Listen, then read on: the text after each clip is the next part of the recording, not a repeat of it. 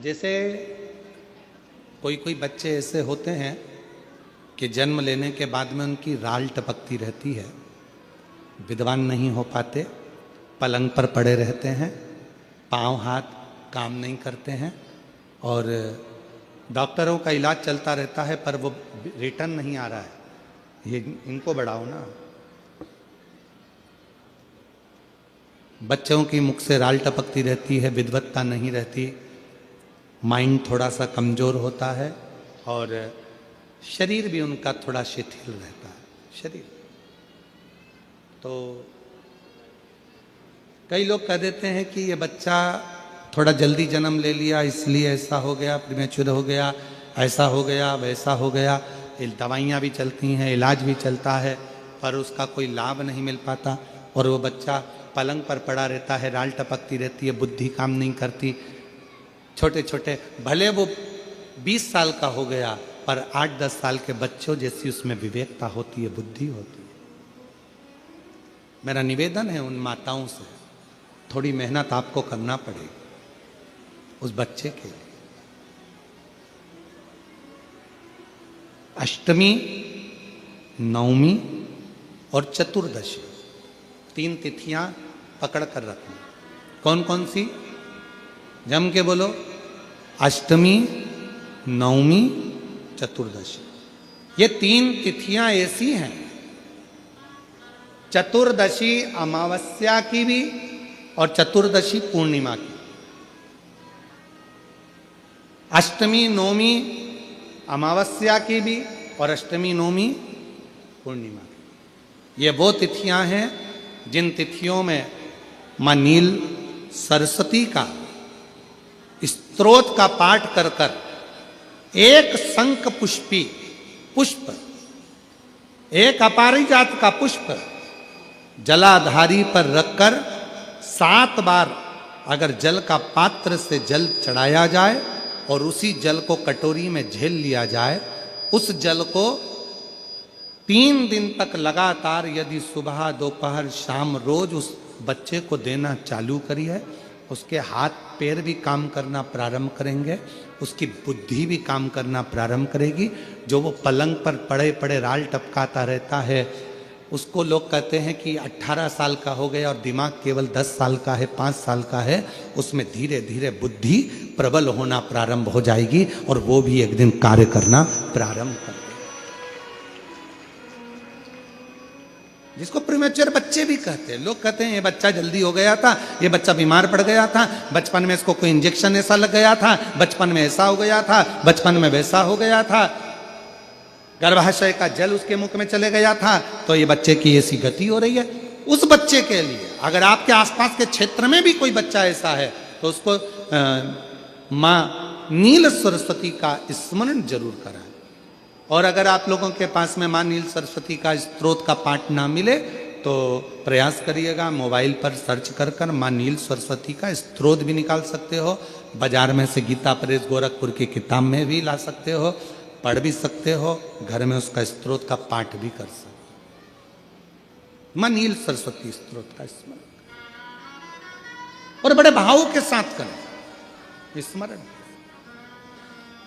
और कोई कोई माताएं कह देती हैं, कोई बच्चा कह देता है मम्मी मुझे याद नहीं होता, याद करता हूं परीक्षा हॉल में जाकर भूल जाता हूं, मैं कुछ पढ़ता हूं बाद में जाके भूल जाता हूं, स्मरण में नहीं रहता। तो उनसे भी निवेदन है, आप मां नील पाठ नहीं पढ़ सकते, स्तोत्र नहीं कर सकते, संस्कृत में नहीं पढ़ सकते, तो मां नील सरस्वती के नाम से अष्टमी, नवमी और चतुर्दशी के दिन एक शंख पुष्पी पुष्प को, नीला कलर का जो फूल होता है बेल में लगा होता है, जो शिव जी को अति प्रिय होता है, उस पुष्प को आप जलाधारी पर रख दीजिए। जलाधारी जानते हो ना सब लोग?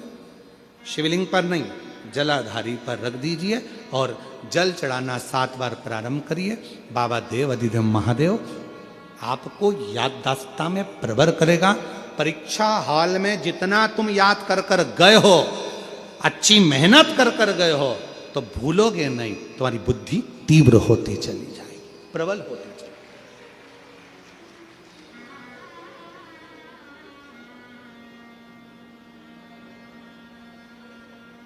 आजकल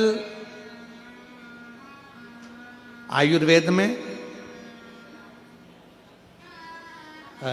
आप लोग अगर आयुर्वेदिक दवाइयाँ लेते होंगे, आयुर्वेद वालों के पास यदि जाते होंगे, तो वो भी अगर बच्चा पढ़ने में कमज़ोर है, बुद्धि से कमज़ोर है, तो उसको शंख पुष्पी की चाय पीने का भी कहते हैं। बाजार में आती होगी शायद, है? भैया कह रहे हैं कि बाजार में वो चाय भी मिलती है, नीली चाय।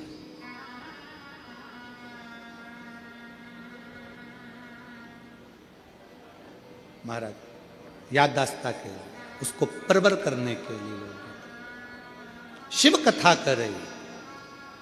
कौन सी सरस्वती? जम के बोलो, जम के जरा, पूरा तो नाम बोलो। मां नील सरस्वती। तुमने डायरेक्ट कह दिया नील सरस्वती। मां कौन लगाएगा? मां है ना अपनी, तो उसका संबोधन पूरा होना चाहिए। कौन सी सरस्वती? मां नील सरस्वती का स्मरण सुख देता, आनंद देता, स्मरण सुख देता। और हम तो यहां तक कहेंगे अपने अपने घर में अगर हो सके तो ये शंख पुष्पी का एक पौधा लगा लो। ऐसा होता है वो पौधा बढ़ते जाता है, ऐसा नहीं कि सूखता है, और बढ़ता है।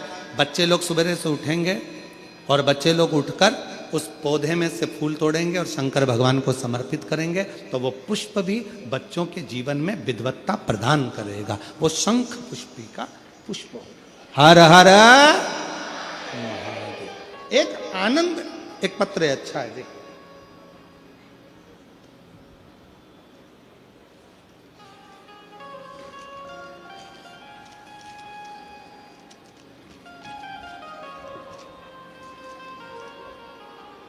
मेरा नाम भूपेंद्र सिन्हा, मेरे पिता का नाम श्री हेम कुमार सिन्हा और माता का नाम निर्मला सिन्हा है।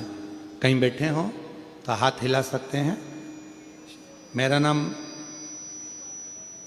भूपेंद्र सिन्हा, मेरे पिता का नाम श्री हेम कुमार सिन्हा और माता का नाम श्रीमती निर्मला सिन्हा है। जिला दुर्ग, जामुल का निवासी हूँ। मेरा मोबाइल नंबर ये है। कहीं बैठे हैं? आप ही हैं? हाथ हिला दो एक बार। बेटा आया है क्या साथ में? आए हैं? अच्छा अच्छा, आइए, आप आ जाइए, आ जाओ। गुरुजी, कई सालों से मन में तमन्ना थी इंडियन आर्मी की भर्ती की, पर बहुत प्रयास करता था पर नहीं होता था। आखिरी में मेरी माता ने कहा, सियोर वाला बाबा कहता है कि मेहनत को बढ़ाओ, परिश्रम अच्छा करो, 4 गुनी मेहनत करो और शिव पर विश्वास करो। मेरी माता के कहने पर मैंने पशुपति व्रत किया, सीहोर की कावड़ यात्रा में भी गया। गुरुजी, मेरे घर के सामने भगवान महादेव का पवित्र स्थापना हुई है। उस मंदिर में प्रतिदिन जाकर जल चढ़ाता और मंदिर की साफ सफाई व श्रृंगार करता था और अपनी मेहनत करता था। गुरुजी, मैंने भोले बाबा को अपना गुरु मानकर अपनी प्रैक्टिस मेहनत करता। कोई एकेडमी नहीं गया। गुरुजी, 2024 की भर्ती रायगढ़ में हुई, उसमें मैंने बहुत मेहनत कर कर, खूब प्रयास कर कर, शिव को गुरु मानकर पूरा पूरा कार्य किया और बाबा की कृपा से उसमें मैं सफल हो गया। गुरुदेव, सफल हुआ बाबा की कृपा से। और बेंगलोर से मुझे ट्रेनिंग हुई, कंपनी करके बेंगलोर की ट्रेनिंग कर कर 13 दिसंबर को घर वापस आया और बाबा की कृपा से अभी मेरी पोस्टिंग पंजाब के पटियाला में है। मैं बाबा को यहाँ प्रणाम करने के लिए आया हूँ, शिव को नमन करने के लिए आया। गुरुदेव, आपकी कथा ने बल दिया है। गुरुदेव, आपकी कथा हम लोगों को हारने नहीं देती है। ऐसा लगता है कि एक ना एक दिन हम बढ़कर सरकारी जॉब जरूर करेंगे, वो हिम्मत प्राप्त होती है। और आज मैं पंडाल में बैठकर गौरवान्वित महसूस कर रहा हूँ कि बाबा ने मेरी लाज रखी और आज मैं भी इंडियन आर्मी में सर्विस कर रहा हूँ, भारतीय सेना में सर्विस कर रहा हूँ। जोरदार ताली बजाओ बच्चे के लिए। एक लाइन अच्छी लिखी है अगले पृष्ठ पर, आप भी उसको गुनगुनाएंगे। साथ में पत्र दिख रहा है ना, एलईडी पर आता है पत्र, पढ़ते हो आप लोग? जो जैसी भावना वो वैसा ही फल पाया, नहीं खाली उसे लौटाया, वो मन ही मन हर्षाया, और कर दिया माला माल काशी वाले। एक पत्र और अच्छा है, भंडार काशी वाले ने कर दिया माला माल काशी। सोनम साहू, पिता का नाम गोवर्धन साहू, माता स्वर्गीय कुंती साहू, ग्राम टेढ़ेसरा, जिला राजनांदगांव से आई हूँ। व्यासपीठ को कोटि नमन करती हूँ, चरणों को प्रणाम। गुरुदेव, 2019 से सरकारी नौकरी की तैयारी कर रही थी, पर कुछ नंबरों से असफल रही। 2021 में माँ का स्वर्गवास हो गया, सरकारी नौकरी नहीं लग पाई। इसी बीच हाले कोसा शिव पंचायत की कथा सुनी, बाबा से प्रार्थना करी, यूट्यूब पर कथा देखती, 3 बार पशुपतिनाथ का व्रत किया, महादेव को रोज जल अर्पित करती और पास में होने वाली कथा को सुनने जाती। 2024 में सरकारी नौकरी की परीक्षा दी, 4थी बार पशुपतिनाथ का व्रत करा। हाले कोसा 2025 की कथा में जाने के लिए घर से निकलते समय मन में मेरे आराध्य मेरे पिता महादेव से कहा, बाबा आप मुझे अपनी बेटी को सरकारी नौकरी के पद पर पदस्थ करें, या इस जीवन का कहीं ना कहीं किसी ना किसी रूप में अंत करें। कथा से वापस आई, मन में अटूट विश्वास लेकर गई थी। सुना था कथा के पंडाल में बैठकर जो मांगा जाता है वो मिलता है, और बाबा ने ऐसी कृपा करी, हाले कोसा की कथा सुनकर आई और आने के बाद बाबा पर पूरा भरोसा कर कर जल चढ़ाने लगी, और बाबा की ऐसी कृपा हुई कि 3 महीने के अंदर तकनीशियन की परीक्षा का परिणाम आया, और आज बाबा की कृपा से लैब तकनीशियन के पद पर सरकारी नौकरी में मैं पदस्थ हो गई। मैं बाबा को यहाँ प्रणाम करने के लिए आई और लुटा दिया। इन्होंने भी लाइन अच्छी लिखी, जी वाले ने कर दिया माला माल काशी वाले। तुम जिस भाव से, कहीं बैठे हैं क्या, ये आ रहे हैं? अच्छा आ गए, हाँ ठीक है। शंभू आइए बाबू, आ जाओ आ जाओ।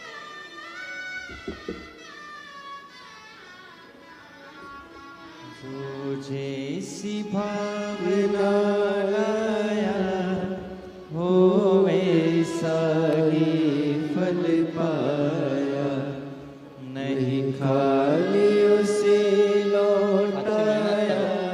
हमारे भारत माँ की रक्षा करो, और वाह बहुत बढ़िया। एक बार जोरदार ताली बजाओ।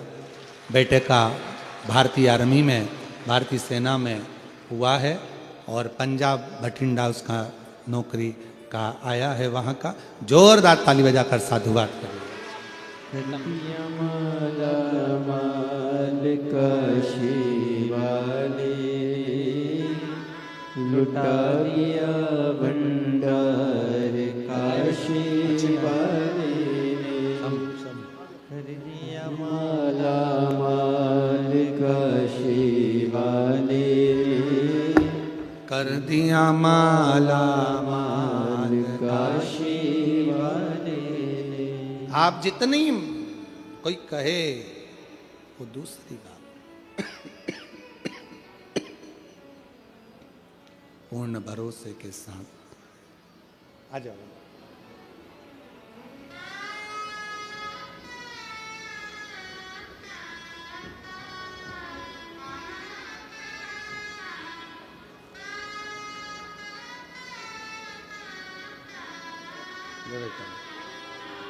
रोते नहीं, अब तो लग गया जॉब, अब क्या सोचना, खुश हो, रोते नहीं रोते नहीं।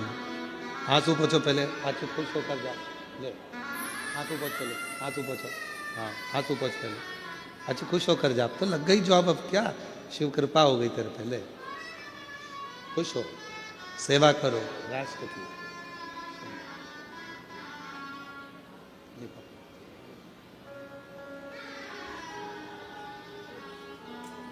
लोग कहते हैं शिव पुराण में क्या है, शंकर की कथा में क्या है, शिव पंडाल में बैठकर कथा सुनने में क्या है, कथा बैठकर सुनने में क्या मिलेगा, क्या प्राप्त होगा, कैसे मिलेगा, क्या मिलेगा। कभी जीवन में अगर मौका मिले एक बार किसी पंडाल में 5 दिन 7 दिन रहकर शिव महापुराण की कथा सुनकर देखिएगा, जिंदगी में जो कहीं नहीं मिला वो मेरा कुबेर भंडारी देकर जरूर जाएगा, देकर जाएगा। जब तो ये 150 एकड़ का इतना बड़ा प्रांगण, 150 एकड़ की ये भूमि, और जिसमें इतना विशाल पंडाल, और पंडाल के पार पार पब्लिक और भक्त क्यों आए। किसी के यहाँ कोई चावल देने के लिए, कोई निमंत्रण देने के लिए कोई नहीं गया। बोलो आपके यहाँ कोई आया था क्या निमंत्रण देने? जम के तो बोलो जरा। नहीं। कोई पत्रिका देने आया था? कोई प्रचार किया था तुम्हारे गांव में आके माइक से? कोई होर्डिंग लगाया था तुम्हारे गांव में आकर किसी ने? कुछ भी नहीं। ना किसी गांव में होर्डिंग लगा, ना पत्रिका गई, ना चावल गया, ना निमंत्रण गया, ना कुछ गया। जैसे शक्कर के डब्बे को चींटी ढूंढती है, उसी तरह शंकर का भक्त शंकर की कथा को ढूंढ कर पहुंच जाता है। उसको तो बस मालूम होना चाहिए कि मेरा शिव कहाँ है, कहाँ बैठा है, उसका भजन मुझे कहाँ करना है, कैसे प्राप्त करना है। एक लोटा जल, आवाज नहीं आई, एक लोटा जल, बोल बम का नारा है, श्री शिवाय नमस्ते। शिव को भजन, शंकर। मेरे देवाधिदेव महादेव ने मां पार्वती जी को कौन सी कथा सुनाई थी? जम के बोलो, अमर कथा। कहां सुनाई थी? अमरनाथ की गुफा।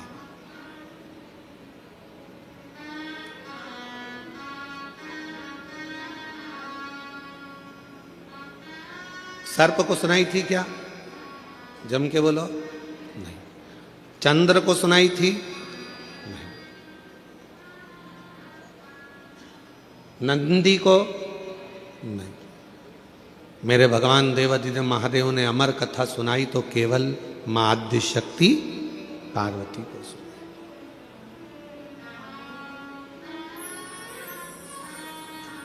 क्यों सुनाई? किस लिए सुनाई? क्या कारण पड़ गया था जो पार्वती को अमर कथा सुनाना पड़ी? उसका केवल एक कारण था, यह आद्य शक्ति पार्वती जगत की मां है, और मां यदि अमर हो गई तो ये राष्ट्र को अमर होने में कोई दिक्कत नहीं आएगी। संपूर्ण विश्व अमर हो जाएगा, संपूर्ण विश्व। कथा सुन, और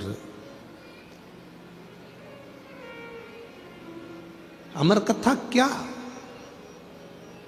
कौन सी अमर कथा? जिस अमर कथा को सुनने के लिए स्वयं देवता भी ललायित थे, जिस अमर कथा को सुनने के लिए संपूर्ण ब्रह्मांड के जितने भी देवी देवता हैं वो ललायित थे, उस अमर कथा को केवल भगवान देवाधिदेव महादेव माता पार्वती को श्रवण कराते हैं, केवल मां जगत जननी को, अंबा को श्रवण कराते हैं। किस लिए? क्योंकि शिव चाहते हैं कि पार्वती इस कथा को सुन ले, और अगर जगत की मां, एक नारी, एक स्त्री जब इस कथा को सुनती है तो वो अकेली उस कथा को अपनी जिंदगी में धारण नहीं करती, वो प्रसाद के रूप में उस कथा को जनमानस में पहुंचा देती है, पहुंचा देती। हमसे लोग कहते हैं, क्यों गुरुजी आपकी कथा में पुरुष लोग कम आते हैं, माताएं ज़्यादा आती हैं, जीजियाँ ज़्यादा आती हैं, स्त्रियाँ ज़्यादा आती हैं, उसका कारण क्या है? हमने कहा कथा की जरूरत भी पुरुष से ज़्यादा स्त्री को है। क्यों? उसको राष्ट्र का निर्माण करना है, उसको अपने बच्चों को संस्कारित करना है, उसको अपने बच्चों को पढ़ाना है, लिखाना है, विद्वान बनाना है, उसको अपने बच्चों को ज्ञान उपदेश देना है। तो कथा की जरूरत स्त्री को ज़्यादा। फिर किसी ने कहा, आप स्त्रियों की इतनी तारीफ करते हो, आप महिलाओं की इतनी तारीफ करते हो, तो स्त्रियां रोती क्यों हैं? जरा जरा सी बात आती है और वो रोने बैठ जाती हैं। रोती क्यों है? हमने कहा उनको रो लेने दो, वो अच्छा है। अगर रोएगी नहीं तो रुद्र हो जाएगी, इसलिए उसका रोना भी जरूरी है। उसका रोना जरूरी है। बेटे को बीमार होता हुआ देखेगी, आंख से आंसू बहेंगे। पति को रोगग्रस्त देखेगी, आंख से आंसू बहेंगे। बेटी के ऊपर कोई भी तकलीफ आएगी, आंख से आंसू बहेंगे। परिवार में अगर किसी ने कुछ कह दिया, आंख से आंसू बहेंगे। किसी ने कुछ कहा, आंख से आंसू बहेंगे। पति ने कुछ कह दिया, आंख से आंसू बहेंगे। क्यों रोती है स्त्री? तो कहा उसके रोने दो, क्योंकि उसके रुदन में उसका भीतर का रौद्र स्वरूप बह जाता है। अगर स्त्री रोती नहीं है फिर वो रौद्र बन जाती है, और ऐसी रौद्र बनती है कि फिर वो किसी को देखती तक नहीं है। जैसे भद्र काली माँ अम्बा जगदम्बा काल का बन जाती है।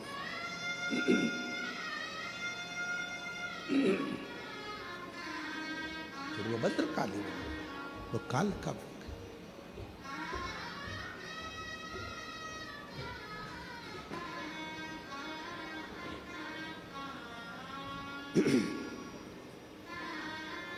भद्रकाली काल का स्वरूप उसका होगा। आपने देखा मां काली का चरण किस पे रखा हुआ है? बोलो, जम के बोलो। नीचे कौन सोए? जम के बोलो जरा। बाबा भोलेनाथ। क्यों? मां जगत जननी अपना रौद्र रूप धारण कर ली थी, और क्रोध का रौद्र रूप मां जगत जननी ने ऐसा धारण कर लिया था, ऐसा रुद्र धारण कर लिया था कि वो फिर आखिरी में शिव को भी नहीं देख पाए, भगवान शंकर को भी नहीं जान पाए, शिव को भी नहीं पहचान।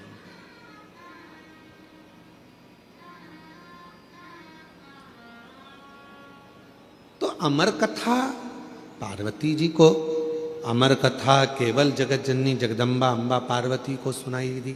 हाँ, कथा एक स्त्री के जीवन में जब आती है तो वो कथा को जनमानस को परोस देती है, परोस।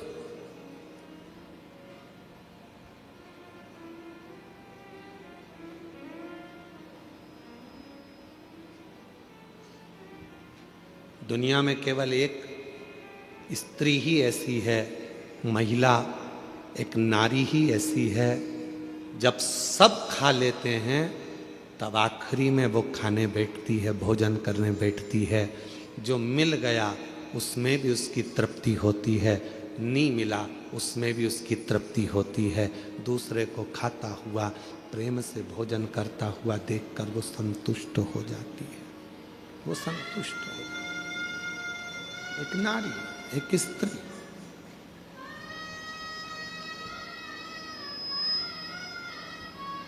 कल कथा चल रही थी भगवान देवादिदेव महादेव के मंथन की, और मेरे भोले बाबा ने कंठ में विष को रख लिया था और मां पार्वती जी ने उसको रोक लिया था अंदर उतरने से पहले।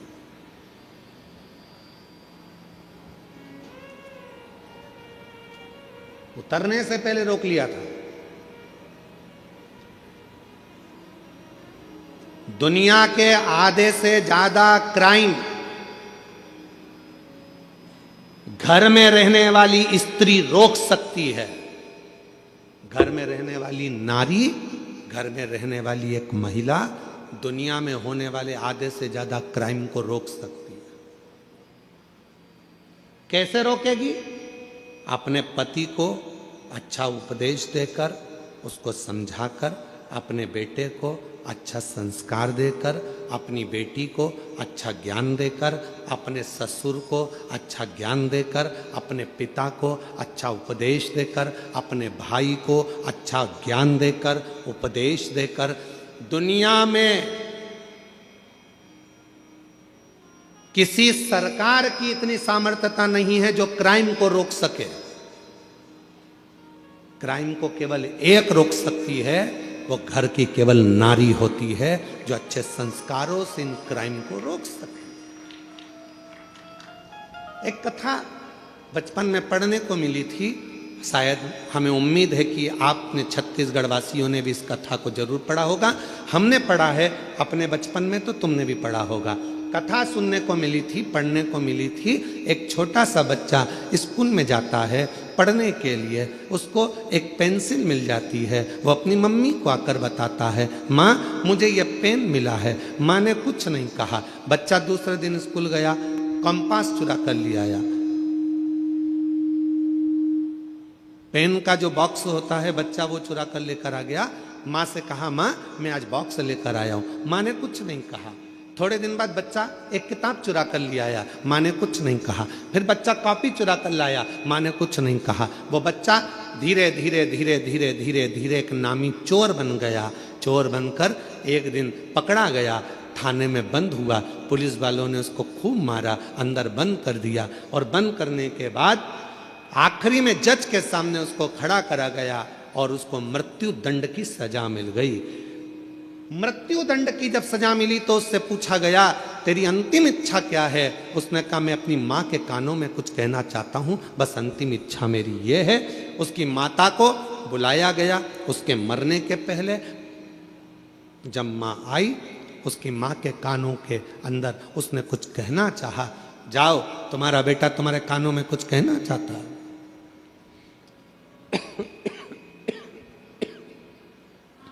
माँ ने कान आगे करा।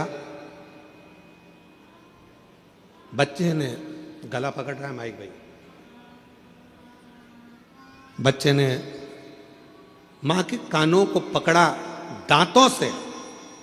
इतना तेज उस लड़के ने अपनी माँ के कानों को काटा कि उसमें से रक्त निकलने लगा। पुलिस वालों ने उसको छुड़ाया। मुश्किल से वो कान दांतों से छूटा। आखिरी में पुलिस वालों ने पूछा कि ये तेरी माँ है और तूने इसको दांतों से काट दिया? तो कहा, आज सूली पर चढ़ाने वाली भी ये मेरी माँ है। जिस दिन मैं पहली बार चोरी कर कर आया था, मेरी माँ मेरे गाल पर थप्पड़ मार देती तो शायद आज मुझे फांसी की सजा नहीं मिलती। आज मुझे फांसी की सजा नहीं मिलती। दुनिया में कोई ऐसी सरकार नहीं है जो क्राइम को रोक सके। क्राइम को अगर रोक सकती है तो वो घर की नारी रोक सकती है। अपने भाई को समझाकर, पिता को समझाकर, बच्चों को समझाकर, अच्छे संस्कार देकर, प्रेम देकर, स्नेह देकर अपने बच्चों को गलत जगह से रोक कर वो क्राइम को रोक सकती है। केवल एक स्त्री, केवल एक नारी।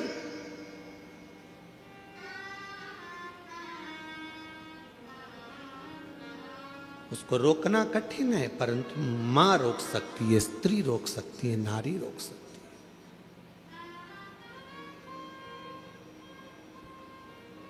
कितना विचित्र प्रसंग है।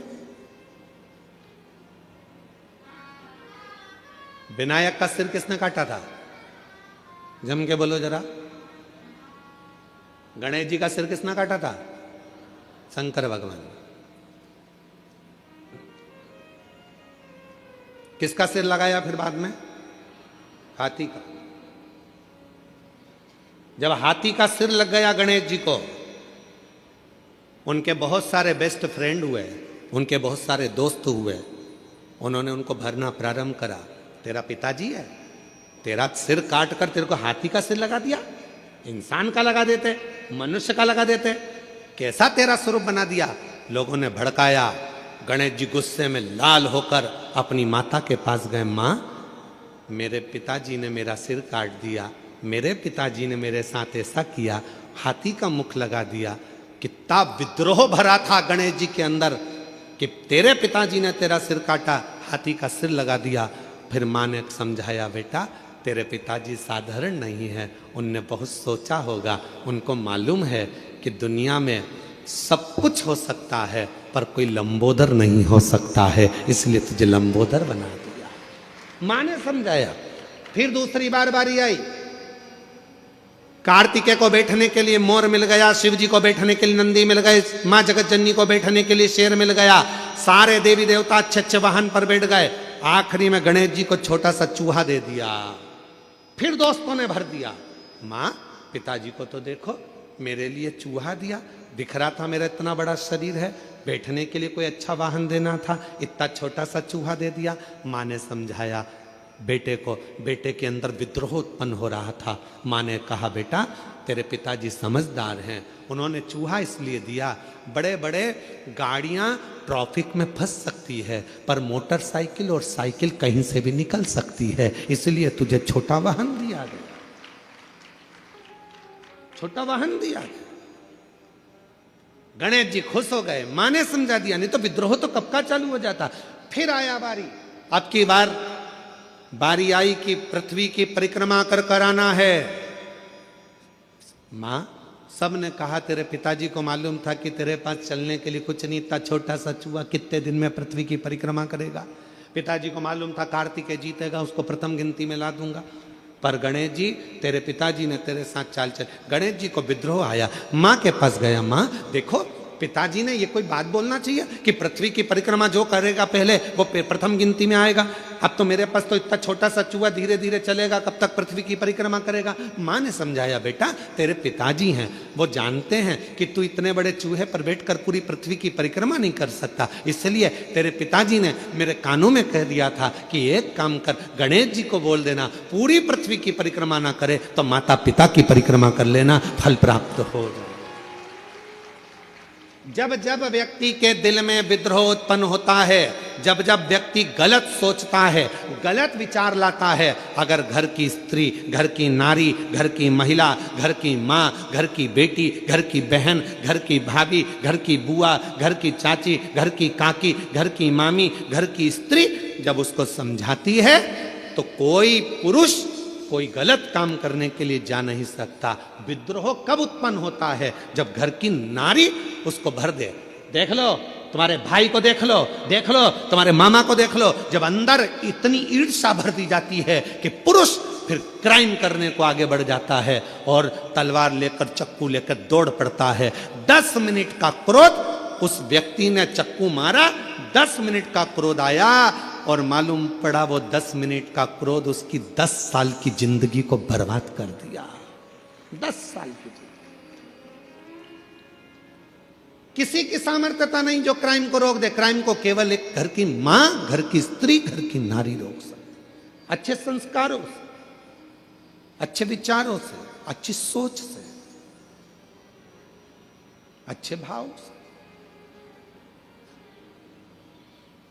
और मत बुरे कर्म कर बंदे वरना पछताएगा।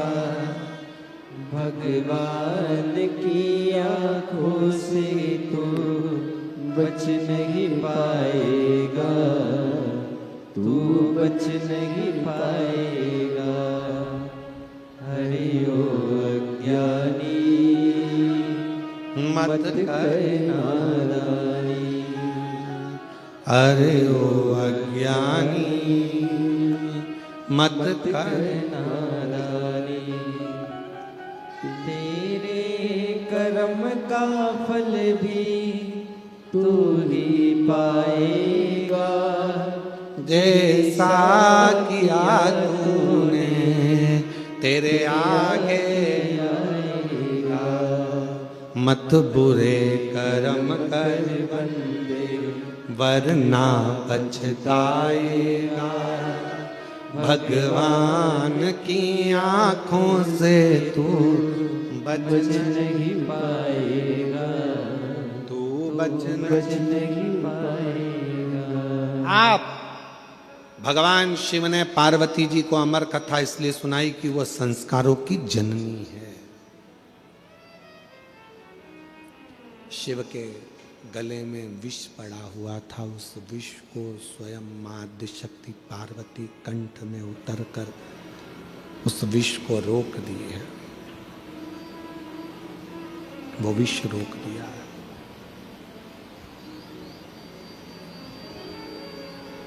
अगर वो विष नीचे उतर जाता तो भगवान शंकर जी के प्राण, क्योंकि हलाहल विष था, हलाहल विष, शिव के प्राण जा सकते थे। पार्वती जी कंठ पर बैठ गई और विष को नीचे नहीं उतरने दिया। विष नीचे नहीं उतरा।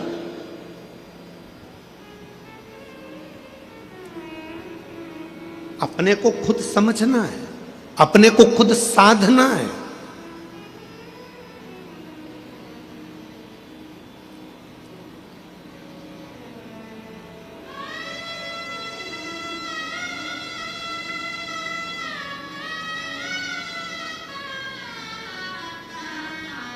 जब हम अपने आप को साधेंगे, अपने आप को समझेंगे, तो दुनिया में समझने वाले सब हो जाएंगे।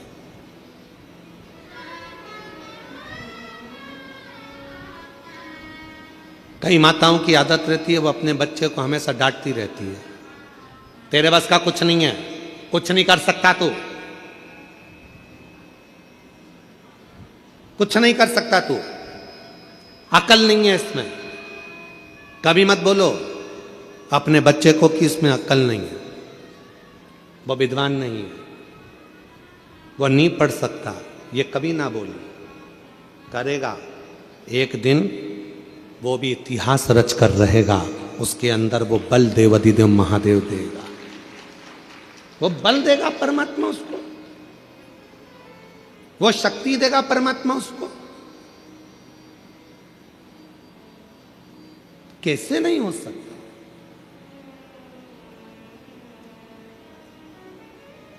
एक पत्र है, अच्छा है।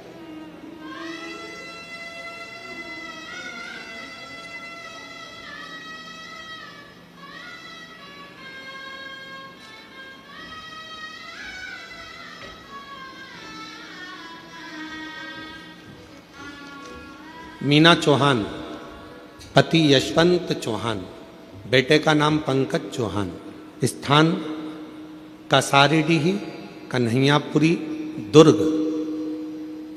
कहीं बैठे हो तो हाथ आपकी हैं जी? हाथ हिला दो, आ जाइए, बेलपत्र लेकर जाइए, आइए। मैं पशुपतिनाथ व्रत का और एक लोटे जल का क्या वर्णन करूं गुरुदेव। मेरे बेटे का नाम पंकज चौहान, 2-3 साल से पुलिस की नौकरी की तैयारी कर रहा था, परंतु वह 2-3 नंबर से फेल हो जाता था। गुरुदेव, मैंने अपने बेटे से कहा, सियोर वाला महाराज कहता है, एक बार पशुपतिनाथ का व्रत कर, मंदिर जाकर 1 लोटा जल चढ़ा और फिर पूरी मेहनत कर। सियोर वाला बाबा कहता है कि अपनी मेहनत को 4 गुना कर, परिश्रम इतना करना, रात दिन मेहनत करना, रिजल्ट भोले बाबा अच्छा देगा। मेरा बेटा मंदिर जाना प्रारंभ करा, पशुपति व्रत किया और 1 लोटा जल चढ़ाता। फिर वह बाबा की ऐसी कृपा हुई, उसने एग्जाम दिया और बाबा की कृपा से 16/12/2025 को बाबा की कृपा से जो उसने पूर्व में एग्जाम दिया था उसमें उसने क्लियर करा और 16/12/2025 को उसका ज्वाइनिंग लेटर आ गया और मेरे बेटे का पुलिस में नौकरी लग गया। मैं बाबा को प्रणाम करने के लिए यहाँ आई, बाबा को नमन करने के लिए।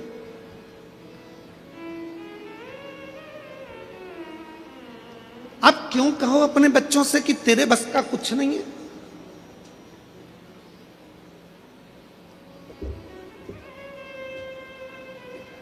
कभी अपने बच्चे से मत कहो कि तेरे बस का कुछ नहीं है।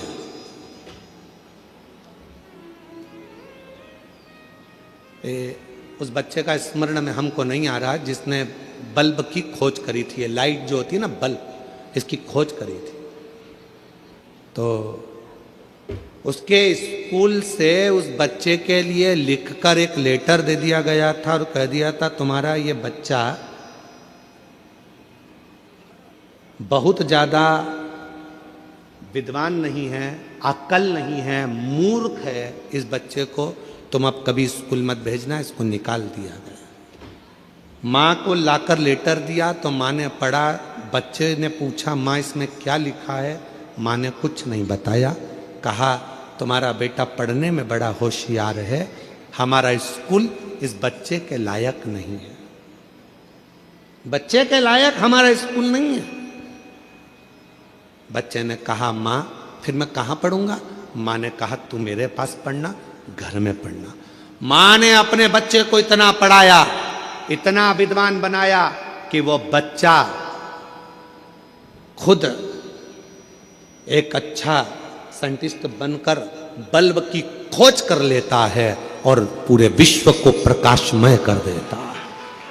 जब मां मर गई, माता के प्राण चले गए, उसने अलमारी खोली, माता की अलमारी में से डब्बा निकला, डब्बे में से वो लेटर निकला जो उसको स्कूल में दिया गया था। उस लेटर को जब उस बच्चे ने पढ़ा तो उसमें लिखा था कि आपका बच्चा विद्वान नहीं है, उसमें गुण नहीं है पढ़ने के, वो बहुत कमज़ोर है, हमारा स्कूल इसको नहीं पढ़ा सकता, इसको घर ले जाओ, हमारे स्कूल से इस बच्चे की हम टीसी निकाल रहे हैं, इस बच्चे को दे रहे हैं।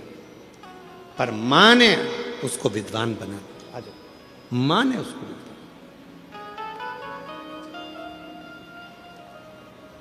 अब ये माँ है ना, इनने भी अपने बेटे से कहा ना कि वो सियोर वाला बाबा कहता है मेहनत को 4 गुना करो, पढ़ाई रात दिन करो, 2-4 नंबर से अगर रुक रहे हो फिर मेहनत करो। और इतनी मेहनत करवाई अपने बेटे से कि आज बेटे का पुलिस में सिलेक्शन हो गया। एक बार जोरदार ताली, बधाई, एक बार जोरदार ताली बजाओ, खूब खूब बधाई आपको। एक माँ, एक घर की स्त्री, एक घर की नारी कभी ना कहे अपने बच्चों से कि इसमें विद्वत्ता नहीं, इसमें ज्ञान नहीं, ये कुछ नहीं कर सकता। करेगा।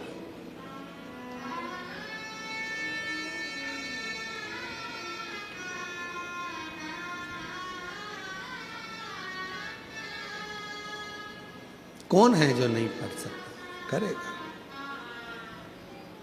अमीर बनना सरल है, अमर होना जम के बोलो कठिन है।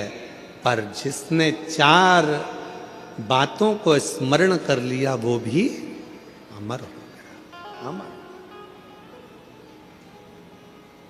अमर होने के लिए कुछ नहीं कर सकते तो एक काम तो जरूर करना। क्या करना है अपने को? एक पेड़ लगाना, वृक्षारोपण करना, भारत की भूमि को फिर ग्रीन करना, हरा भरा करना, फिर करना, अमर होना। पार्वती जी कंठ में पहुंच गई और मां आद्य शक्ति पार्वती जी ने कंठ में जाकर विष को रोक दिया। विष को रोका, विष रुका है। अगर मां नहीं पहुंचती तो विष नीचे उतर जाता। मां ने उसको कंठ पर रोक दिया, कंठ पर।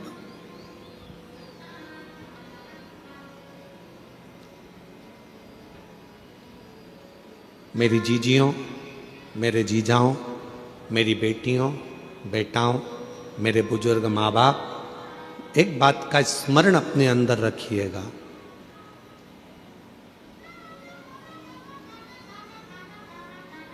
क्लेश को, अशांति को, अपशब्द को, बेकार विचारों को, बेकार सोच को आप घर के बाहर रखिए, घर के भीतर नहीं। घर के भीतर नहीं।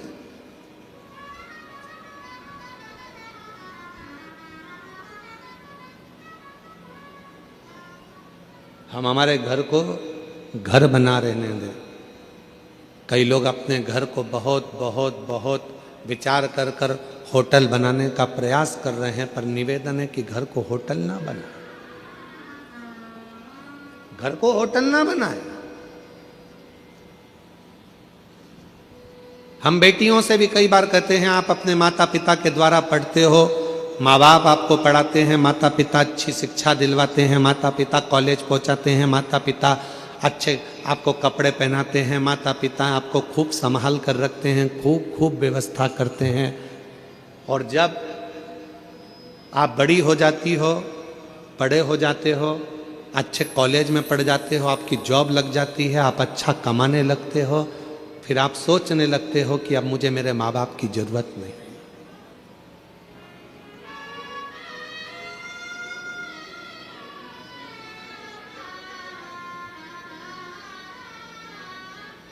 हमने एक बात पहले भी कही थी, आज फिर कहते हैं, ये जितनी अदालत में शादियां हो रही हैं, हम उसका विरोध कभी नहीं करते, हम नहीं करते। खूब करो, अदालत में शादी करो, मना नहीं है, कोर्ट मैरिज करो, मना नहीं है, पर कोर्ट में भी जहां जहां पर बेटा बेटी अपनी शादियां करते हैं उस जगह पर एक नियम लागू होना चाहिए कि तुम्हारी शादी में तुम्हारे मां बाप का होना जरूरी है। बाप का घर, पिता का घर, मां का घर कोई होटल नहीं है कि तुम रहे, बचपन निकाला, पढ़ाई करी, माँ बाप का खर्चा करा, खूब पढ़े, अच्छे कपड़े पहने, माँ बाप ने अच्छे कॉलेज में पढ़ाया, स्कूल में पढ़ाया, विद्वान बनाया, सर्विस लगाई, नौकरी लगाई, बाहर शहर में भेज दिया, और बाद में जब तुम्हारा संबंध का समय आया तो तुमने अपने माँ बाप के चेहरे पर कालिक पोंछ दी और तुम चले गए शादी करने के लिए। कम से कम एक नियम तो होना चाहिए कि जिस माँ की कोख से तुम निकले हो, जिस माँ ने तुम्हें गोदी में रखा है, जिस बाप ने अपनी पूरी पूंजी तुम्हारे परवरिश में लगा दी, तुम्हारी एक खुशी में क्या तुम्हारे माँ बाप शामिल नहीं हो सकते? क्या माता पिता नहीं हो सकते? घर को होटल मत बनाओ। घर होटल नहीं है कि यहां बड़े होगे और बाद में मन का करोगे, नहीं। प्रत्येक बेटी को नियम लेना चाहिए, चाहे किसी भी कॉलेज में पढ़े हो, किसी भी स्कूल में पढ़े हो, कितनी भी उच्च पद पर बैठकर तुम नौकरी कर रहे हो, पर कितने भी तुम्हारे फ्रेंड बन जाएं, कितने भी दोस्त बन जाएं, किसी की बॉडी देखकर, किसी की गाड़ी देखकर और किसी विधर्मी के चक्कर में ना आकर निर्णय देना कि शादी तो मैं अपने माँ बाप के कहने पर करूंगी, चाहे कुछ भी कर लो।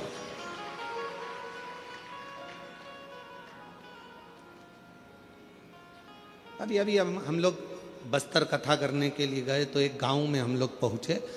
जिस गांव में हमने जाकर थोड़ा सा मालूम करा तो बड़ा विचित्र खेल हमको मालूम पड़ा। विचित्र खेल था, थोड़ा मन कछोड़ गया उस खेल को देखकर।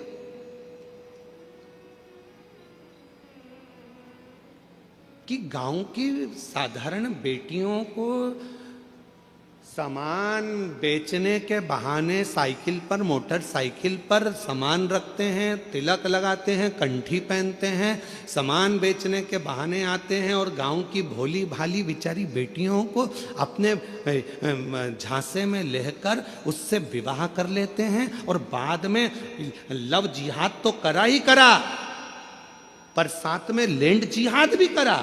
उसको अपना बना लिया और उसकी जो प्रॉपर्टी थी, उसकी जो जमीन थी, उसको भी अपना बना लिया। ये भी चल रहा है। इसको बचना है, संभलना है।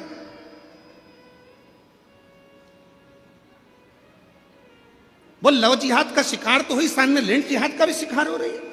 पूरी भूमि चली गई, पृथ्वी चली गई। वो किसान माँ बाप के पास में तो 2 एकड़ 1 एकड़ जमीन थी, जो गांव में छोटा सा एक रकबा था जिसमें वो धान बोता था, खाता था, वो भी ले गया। और अब वो बेचारा किसान खेत में जाके कोर्ट में केस लड़ रहा है। समझिए, सावधान इंडिया, सावधान मेरे छत्तीसगढ़ की जीजियों, सावधान। भले तुम में छत्तीसगढ़िया सबले बढ़िया, जय जोहार। तुम में वो बल है, एक अंदर से संकल्प लो कि हम, हमारे घर की बेटियां संकल्प ले कि कभी भी हम हमारे माँ बाप को धोखा नहीं देंगे, हम हमारे माँ बाप को कन्यादान का मौका देंगे। सावधान,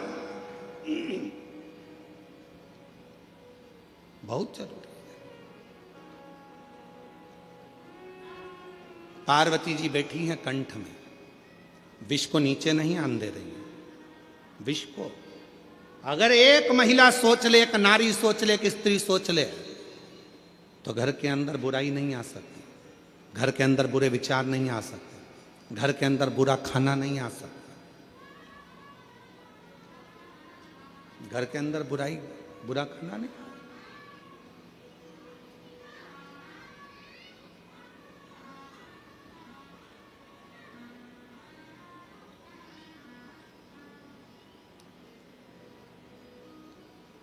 बुराइयां किसके घर में प्रवेश करती हैं? जहां बुरे विचार इकट्ठे होना चालू हो जाते हैं। बुरे विचार। कितने लोग बैठे हैं यहां पर जो रोज नहाते हैं?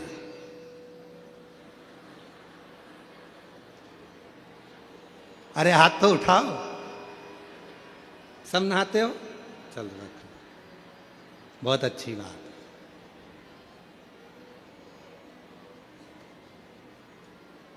कितने लोग बैठे हैं यहां पर जो रोज साबुन लगा के नहाते हैं? सभी साबुन लगा के नहाते हो? नहा लो, रख लो। काय के लिए नहाते हो? कोई ने तुमको नहाने का बोला? जम के बोलो नहीं। नहा क्यों रहे हो? शरीर पे गुरुजी मेल जम जाएगा। एक दिन नहीं नहाएंगे फिर मेल जमेगा, 2 दिन नहीं नहाएंगे फिर मेल जमेगा, 3 दिन नहीं नहाएंगे फिर मेल जमेगा। इतना मेल जम जाएगा तो जरा सा पानी डले ने यूं रगड़ो तो बत्ती बत्ती निकले, बत्ती बत्ती ऐसी। और इतना मेल जम जाए तो यहाँ रगड़ो नहीं तो ही बत्ती दिखे दादा, तो ही बत्ती। इसलिए नहाना बोलो बोलो जरूर। रोज का मेल रोज साफ होना चाहिए। उसी तरह याद रखना, अपने घर में अगर थोड़ा सा भी गंदगी आना चालू हो जाए, कोई मदिरा का पान करने लगे, कोई गलत भोजन करने लगे, गलत विचार लेकर आ रहा है, उसी दिन मेल को साफ कर दो, वरना वो मेल जम जाएगा। मेल जम जाए, वो मेल जमेगा। काय से आए हो आप लोग यहां पर कथा सुनने के लिए? पैदल, मोटरसाइकिल से, 4 व्हीलर गाड़ी से, बस से? बोलो तो जम के। मान लो बीच में मोटरसाइकिल खराब हो गई या उसका पेट्रोल डीजल खत्म हो गया तो क्या करोगे? उसमें नली का पानी डाल लोगे? अरे बोलो तो जम के। नहीं, अगर नली का पानी डाल लो तो मोटरसाइकिल चले कि नहीं चले? अरे बोलो तो नहीं चले। क्या करेगी वो? अटक जाए। चलेगी क्या मोटरसाइकिल? नहीं चले। कौन बोल रहा है? नहीं, इधर से एक छोटा बच्चा बहुत प्रेम से बोल रहा है। कौन बोल रहा है? हाँ, आजा, दौड़ के आजा मेरे पास। आजा, दौड़िया, तू भी आजा, आजा, दौड़ के आ, जल्दी दौड़ के आ, आजा।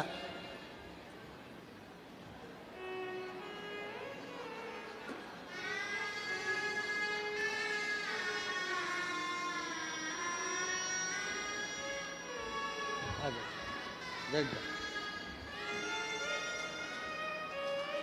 तू भी आजा, इधर आ, इधर आ, बैठ जा इधर। अब तू कहाँ बैठेगा बेटा? इधर साइड बैठा दे, इधर इधर इधर।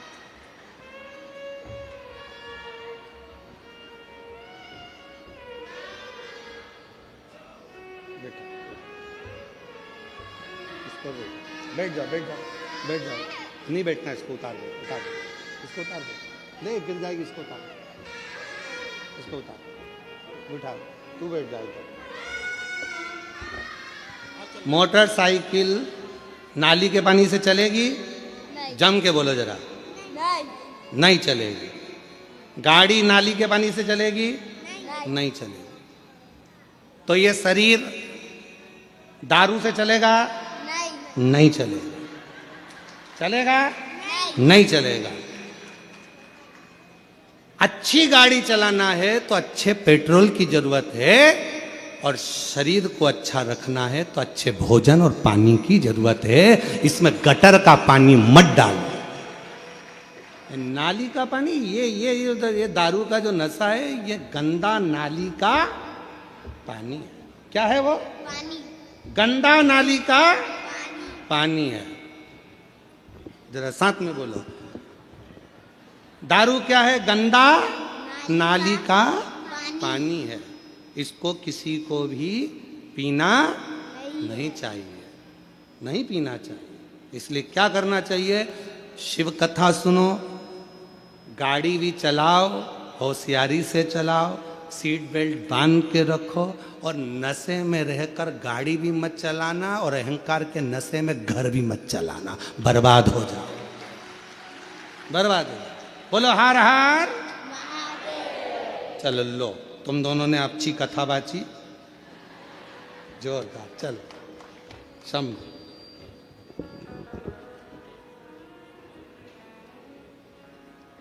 सीख लो, और नहीं हो तो चुल्लू भर पानी।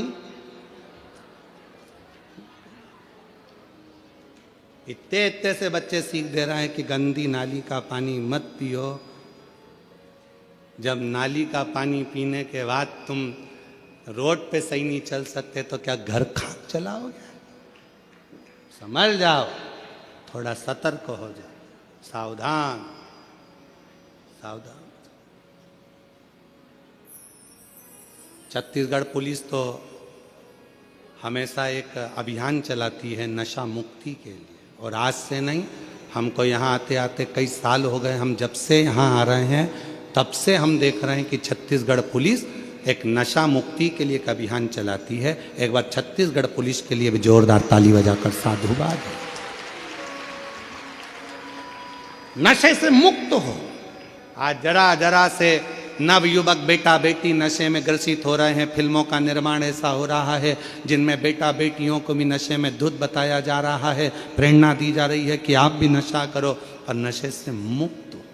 नशे से आपका परिवार ठीक नहीं चल सकता, श्रेष्ठ नहीं चल सकता। आज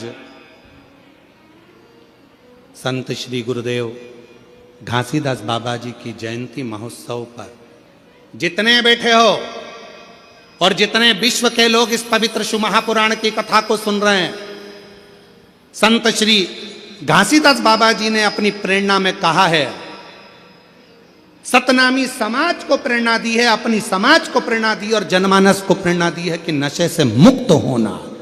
इसलिए आज सारा जगत इस कथा के माध्यम से अंदर संकल्प करे कि आज के बाद कभी भी हम जिंदगी में किसी गलत व्यसन को धारण नहीं करेंगे। आज से हम व्यसन का त्याग करते तो समझो कि संत श्री गुरुदेव घासीदास बाबा जी की जयंती हमने मनाई। गलत विचारों को छोड़िए, गलत सोच को छोड़िए। मां जगत जननी पार्वती जी कंठ में बैठ गई, विष को नीचे नहीं उतरने दिया, विष नीचे ना आए।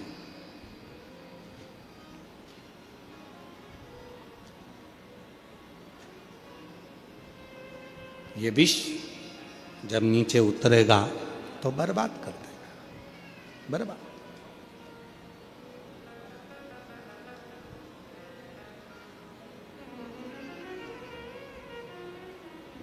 अपने भीतर शिव तत्व को उतारने का प्रयास करो, अपने भीतर।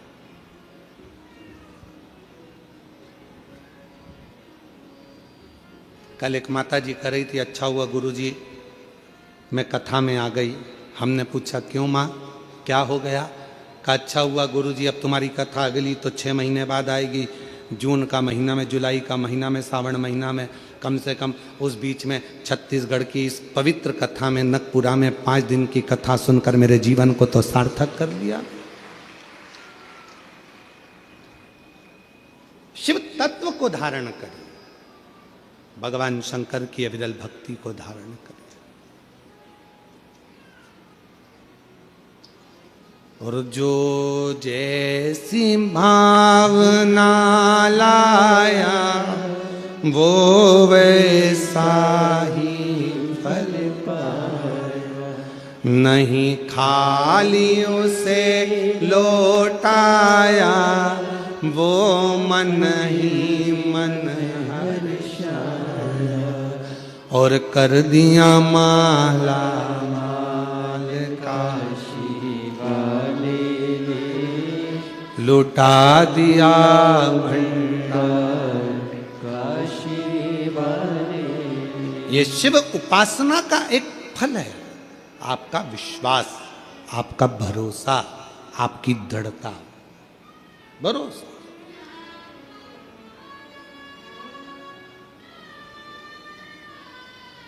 150 एकड़ के इस ग्राउंड में ये कथा हो रही है। शायद छत्तीसगढ़ का ये सबसे बड़ा ग्राउंड होगा जिसके अंदर ये कथा हो रही है। 150 एकड़ का ये ग्राउंड, और पंडालों के बाहर इधर भी देख लो, उधर भी देख लो, उधर भी देख लो, जहां तक देखोगे वहां शिव भक्त ही शिव भक्त बैठे हैं। और मेरी जीजियां कितने भाव से, धूप भी हो रही है, अपना छाता, अपनी पानी की 2 बाटल, अपने बिछाने का आसन अपने साथ लेकर चलती है, बैठ जाती है, अपना टेंट खुद लगाती है, कथा सुनती है और भगवान का भजन करती है। कोई मत, अपनी सादगी से, अपनी सादगी।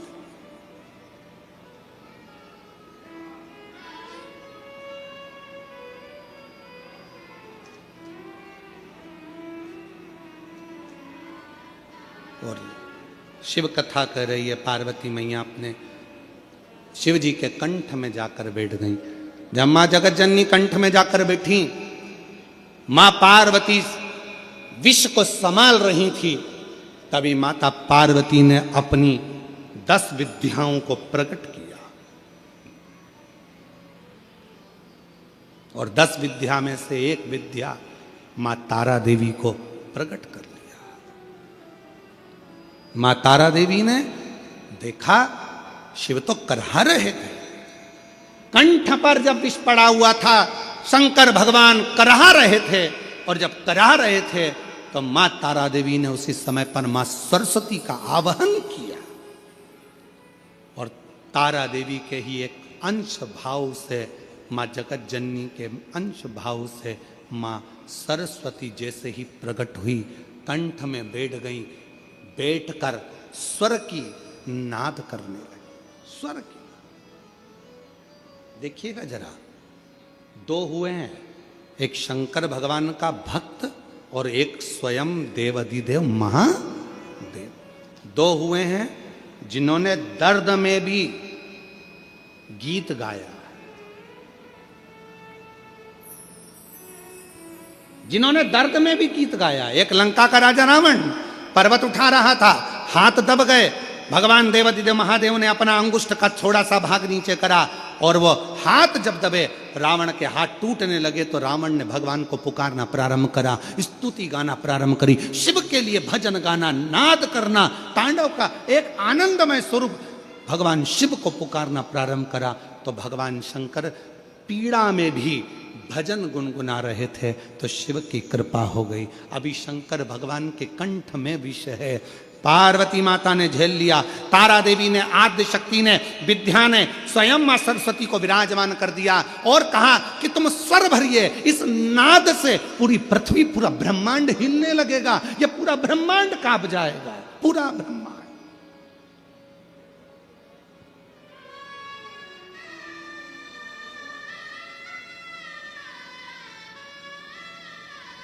और ये पूरा ब्रह्मांड हिलेगा, इसलिए शिव के नाद में भी आप स्वर दीजिए, स्वर।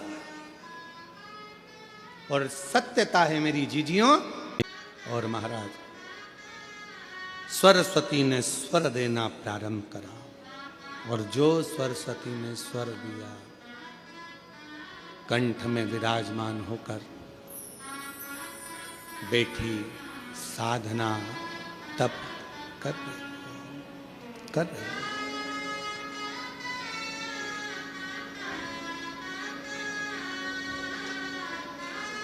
भगवान शिव भक्ति का एक नाद,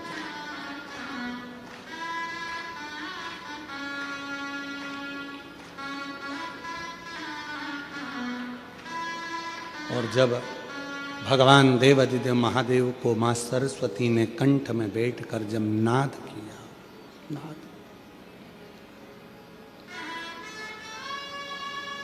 जो सरस्वती माता ने जो स्वर लगाए, अंदर बैठकर जो शिव कराहा रहे थे, उसमें से भी स्वर निकल रहा था। ओम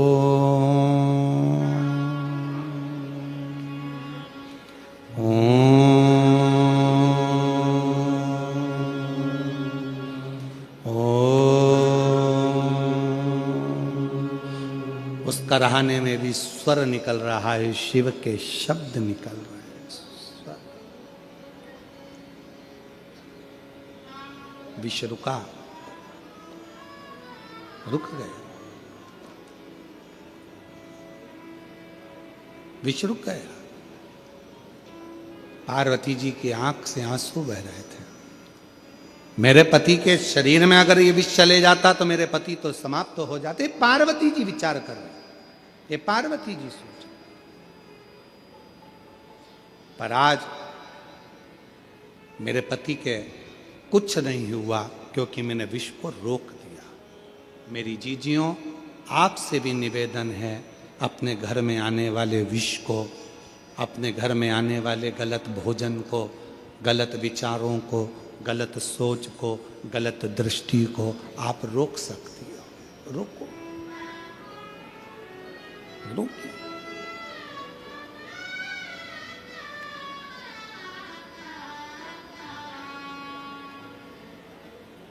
जब रुकेगा सुख अपने आप उत्पन्न होगा, अपने आनंद अपने आप उत्पन्न होगा, उसको रोकिए।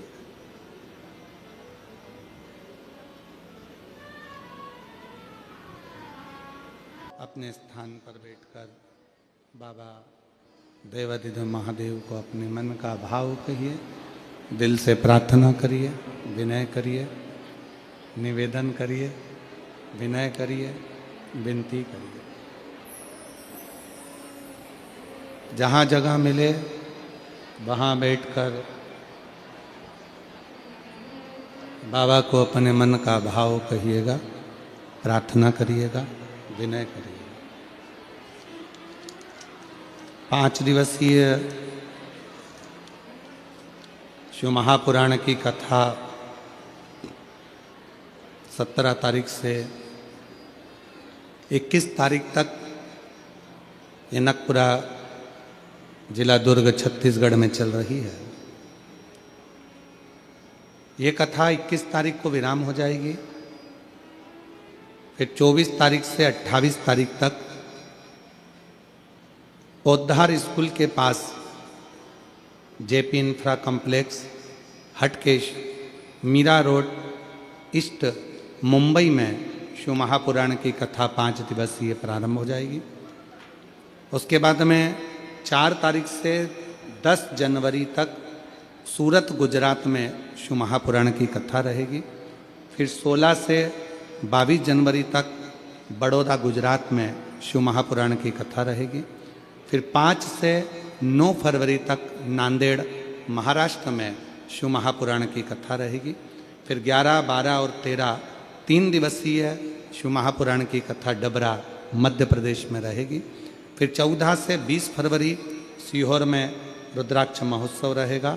ऐसे ही कथाओं के क्रम निरंतर हैं, जो बाबा की कृपा से आप और हम टीवी चैनल के माध्यम से श्रवण कर रहे हैं।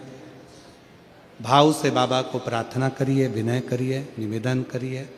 जो आस लेकर विश्वास के साथ आप बाबा से विनय करने आए हैं, बाबा को अपने मन का भाव कहिएगा, साथ में बोलिएगा। आपकी आवाज़ व्यासपीठ तक, व्यासपीठ और आपकी आवाज़ देवाधिदेव महादेव तक पहुँचे, ये कामना से बाबा से प्रार्थना करिए।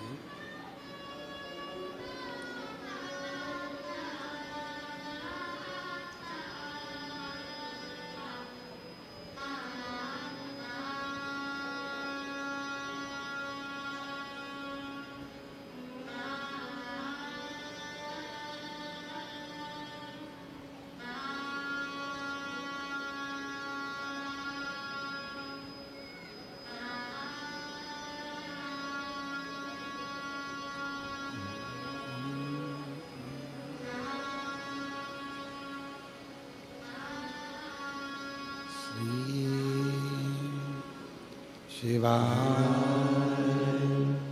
नमस्तुभ्यं। श्री शिवाय नमस्तुभ्यं। श्री शिवाय नमस्तुभ्यं।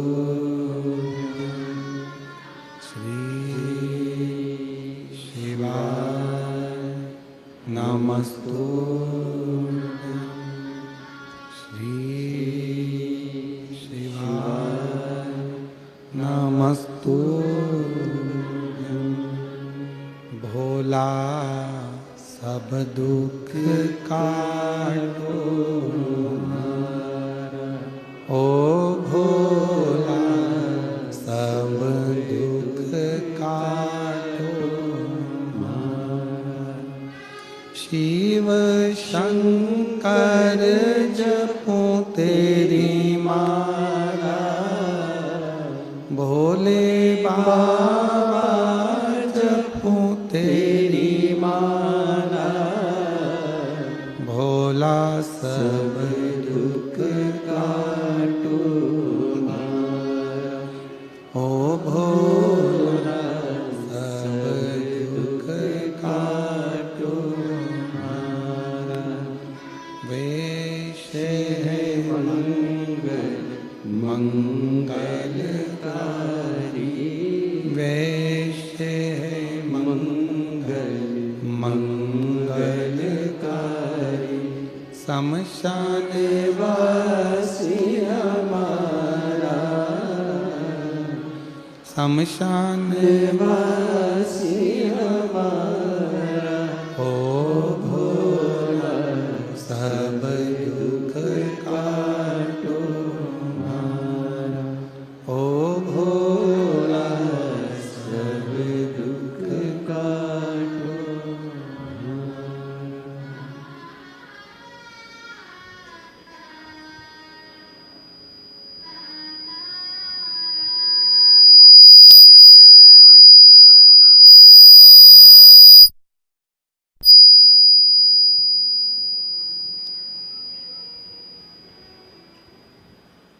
बाबा देवाधिदेव महादेव भगवान शिव की पवित्र कथा कर रही है।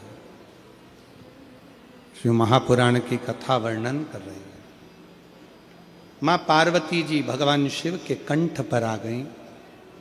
10 विद्या में से एक विद्या माँ तारा देवी प्रकट हो गईं। उन्हीं के अंश स्वरूप से माँ सरस्वती प्रकट हो गईं, जिन्होंने करहाने में भी स्वर दिया और शिव के उस करहाने में ओम नाद का उच्चारण भर दिया। एक बार सभी साथ में ओम नाद करेंगे।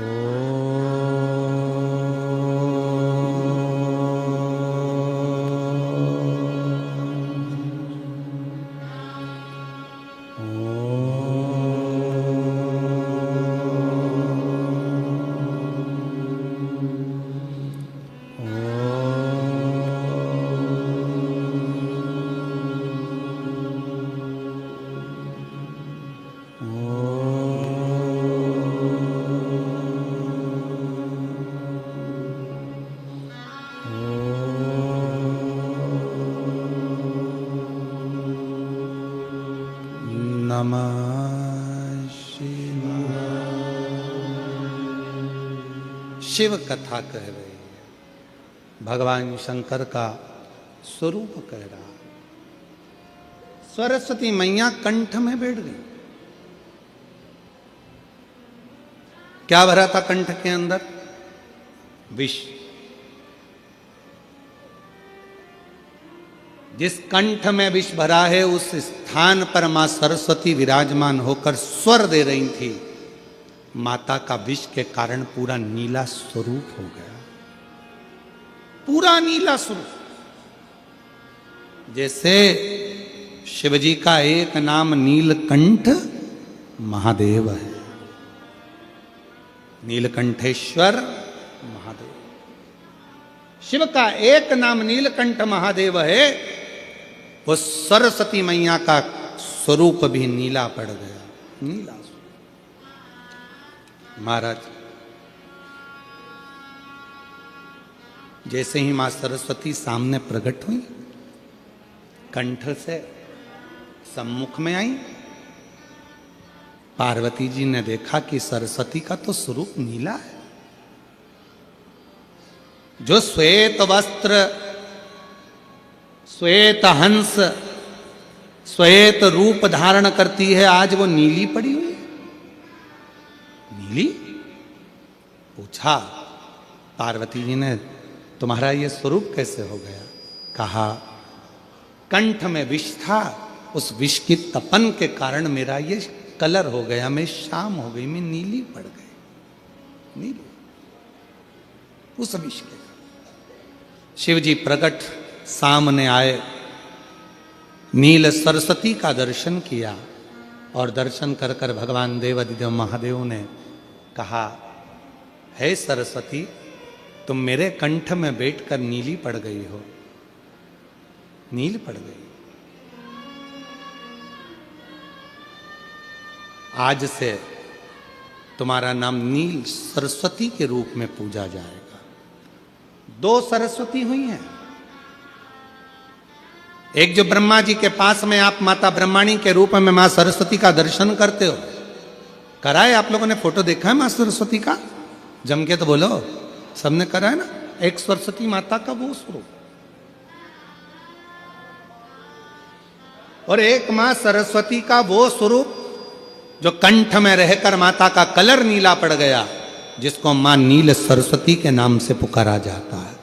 बोल मां नील सरस्वती माता की। जो माता का कलर नीला पड़ गया, मां नीले स्वरूप में हो गई, मां नील सरस्वती। महाराज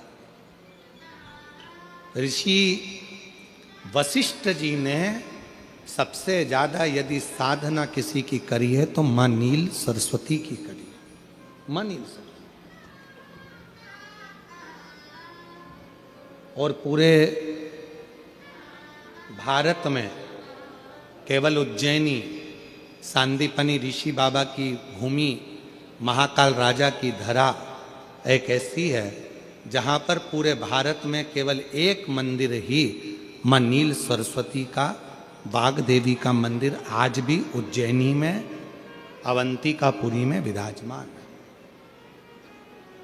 पूरे विश्व में, पूरे भारत में केवल नील सरस्वती का एक ही मंदिर है जो अवंतिकापुरी में बाग देवी मां सरस्वती का, नील सरस्वती का मंदिर है। आज पूरे भारत केवल एक सरस्वती है जिनका स्वरूप नीला है, जिनकी आराधना ऋषि वशिष्ठ जी ने करी है, जिनकी तप साधना, जिनकी आराधना स्वयं भगवान देवादिदेव महादेव कहते हैं, सुनो हे जगत जननी पार्वती, हे तारा, 10 विद्याओं में से तुम एक विद्या हो और तुमने इस सरस्वती को प्रकट किया है, तुम्हारा ही स्वरूप है। मैं वर देता हूं जो इस नील सरस्वती की आराधना, साधना, स्मरण, स्तोत्र जप करेगा, पाठ करेगा, उच्चारण करेगा, उसको कभी ज्ञान की, कभी बुद्धि की, कभी विवेक की, कभी कमी ना हो, कभी कमी। मेरी जीजियों,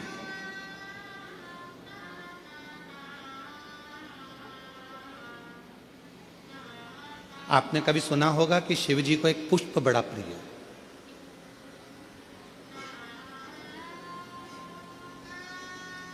शायद आप लोगों के इधर है कि नहीं हमको नहीं मालूम, पर शिव जी को एक पुष्प बड़ा प्रिय है जिसको शंख पुष्पी पुष्प कहते हैं,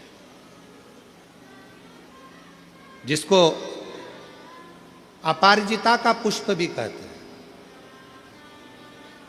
आप लोगों के इधर है कि नहीं वो हमको नहीं मालूम है, पर एक बेल चलती है, उस बेल पर वो नीले कलर का पुष्प होता है, शंख जैसी उसकी आकृति होती है और नीला पुष्प होता है,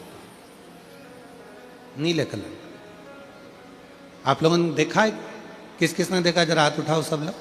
देखा है मतलब रखो। आप देखा है तो फिर तो कथा आप लोगों के बुद्धि में बैठ जाएगी। लाए हो क्या? ला देव देव देव लाओ लाओ देव ला।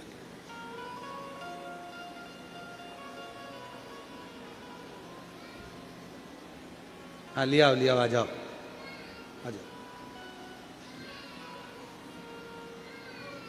और शंभु शरणे पड़ी मांगू घड़ी रे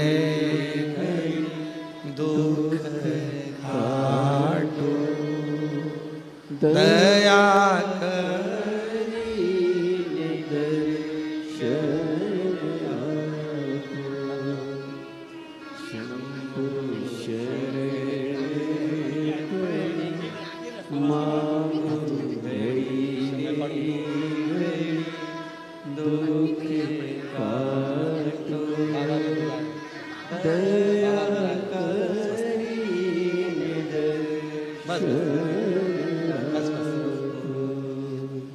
एक ऐसा नीला कलर का पुष्प होता है, देखो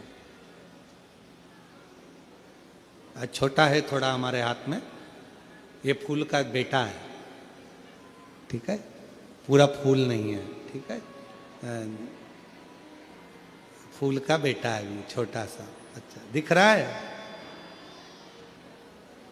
कहा है आस्था वालों दिखाओ तो सही, दिखाओ जरा बाजू में, और थोड़ा सा पास कर दो तो सबको नजर आ जाएगा, ठीक गया?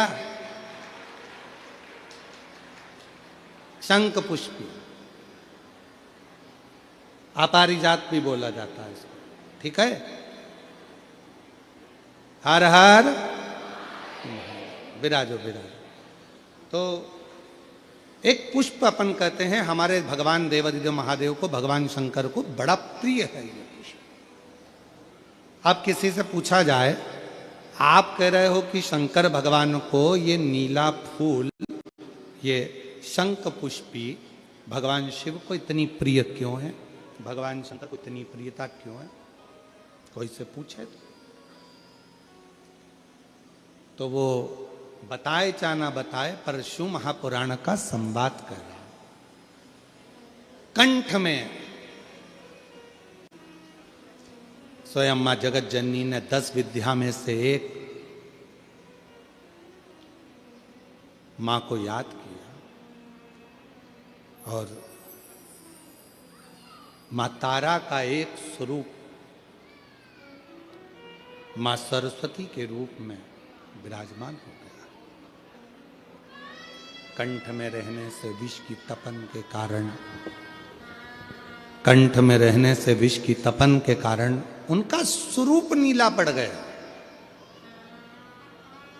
और जब उनका स्वरूप नीला पड़ गया तो भगवान देवादिदेव महादेव ने कहा, सुनो पार्वती, संसार के लोग, भूमंडल में रहने वाला यदि कोई भी मानव जिसकी विवेकता, बुद्धि, विचार, सोच, ज्ञान थोड़ा सा भी अगर उसमें कम है तो वो नील सरस्वती का यदि आवाहन करे, मां नील सरस्वती स्तोत्र का पाठ करे, मां नील सरस्वती की स्मरण करे, तो उसकी विवेक, उसकी बुद्धि तीव्र होती है, श्रेष्ठ होती है। और सुनो पार्वती, यदि मान लो कोई मान नील सरस्वती का स्तोत्र का पाठ नहीं कर पाए, आराधना नहीं कर पाए, साधना नहीं कर पाए, स्मरण ना कर पाए, अगर कोई बच्चा एक शंख पुष्पी पुष्प को समर्पित कर कर जलाधारी पर, और 1 लोटा जल यदि वो समर्पित करता है और उस जल का आचमन कोई बच्चा नित्य प्रति करता है, तो वो बच्चा धीरे धीरे विद्वत्ता धारण करता ही जाता है। जो याद करता है वो भूलता नहीं। ये मां नील सरस्वती की कथा है। 2 सरस्वती का दर्शन आपको और हमको होता है, 2 सरस्वती का स्मरण आप और हम करते हैं। एक सरस्वती जो स्वयं श्वेत वस्त्र धारण करी है, हंस पर बैठी हैं और बड़े आनंद के साथ में मां सरस्वती का सुंदर स्वरूप है। पर एक सरस्वती ऐसी हैं जो नीला उनका स्वरूप है, और नील सरस्वती के रूप में उनकी पूजन होती है। मां नील सरस्वती महाराज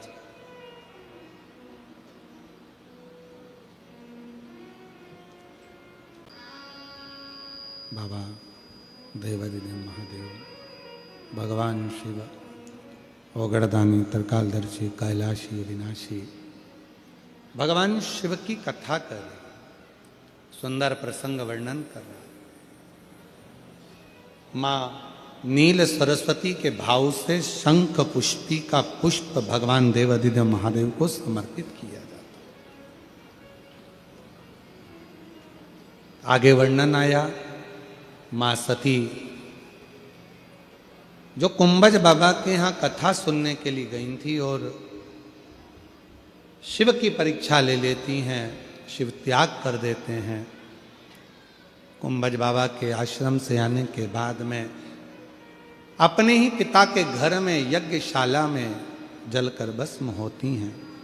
हिमालय राज के घर में मैनावती जी के गर्भ से उनका प्रागट्य होता है और मां पार्वती के रूप में अवतरित होती है।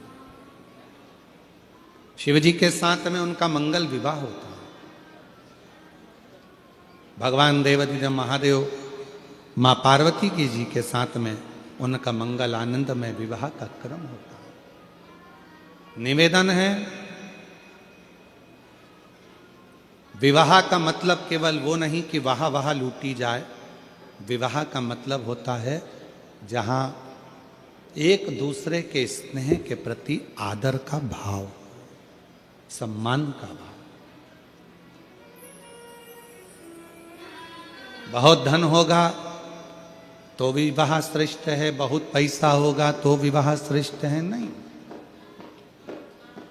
एक लड़की के माता पिता और एक लड़के के माता पिता, एक लड़की और एक लड़का, दो परिवार जब आपस में मिल रहे होते हैं तो उनमें धन की मूलता नहीं, मन की मूलता होना चाहिए। पर आज के जमाने में विवाह को केवल धन तक लाकर छोड़ दिया गया, मन तक विवाह नहीं रहा, उसको मन तक लेकर। मेरे ओघड़दानी मेरे शंकर भगवान मां पार्वती जी के साथ विवाह हो रहा है। जोरदार ताली बजाएं, शिव पार्वती पधार रहे हैं। सुंदर आनंदमय मंगलमय भगवान शंकर का विवाह पार्वती मैया के साथ में हो रहा है। मां जगतजननी पार्वती मैया भगवान शिव जी के गले में जयमाला पिना रही हैं। जोरदार ताली बजाइए, हर हर। भगवान शंकर पार्वती मैया के गले में जयमाला देते हैं, हर हर महादेव। सुंदर आनंदमय आज द्वितीय दिवस की कथा यहाँ विराम हुई है। 3 दिन कथा के और बचे हैं। बड़े भाव से आनंद से कथा का रस तत्व ग्रहण करें। नकपुरा जिला दुर्ग की यह पवित्र भूमि 1 बजे से 4 बजे तक ये कथा चल रही है। ये कथा 21 तारीख को विराम हो जाएगी। फिर 24 तारीख से 28 तारीख तक दिसंबर के महीने में सुंदर 5 दिवसीय मुंबई वालों को महाराष्ट्र की पवित्र धरा पर मुंबई क्षेत्रवासियों के भाग्य खुले हैं। जो ये पवित्र कथा पोद्दार स्कूल के पास में JP infra complex Hatkesh Mira road east Mumbai में ये कथा प्रारंभ होगी, जिसका लाभ आप और हम लेंगे। 5 दिन की कथा मुंबई वासियों को प्रार्थना करने के लिए और सुनने के लिए प्राप्त हो रही है। सारे मुंबई वाले बड़े भाग्यशाली हैं, किस्मत वाले हैं। हर हर